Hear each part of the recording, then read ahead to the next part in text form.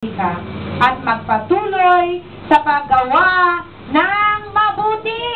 Mga kapatid, magpatuloy sa paggawa ng mabuti. Kahit tayo ay nagbabata o kahit tayo naghihirap, maraming trials, maraming persecution, maraming problema sa buhay natin bilang mga anak ng Diyos, magpatuloy pa rin tayo ayon sa salita ng Panginoon. Saka ka lang ba magpapatuloy? O saka ka lang ba masaya sa paglilingkod kung ikaw ay masagana? Kung ikaw ay meron? Kung ikaw ay pinagpapala ng Diyos? Paano kung meron kang karamdaman? Nawa, huwag naman. Kasi hindi naman yun ang kalooban ng Lord. Magawa mo pa kayo magpasalamat sa Panginoon? Magawa mo pa kayo magpuri sa Panginoon? Makapagpapatuloy pa kaya kayo? Ano kaya? Kung may mga persecution, mismo sa ating pamilya, mula sa family, muna natin.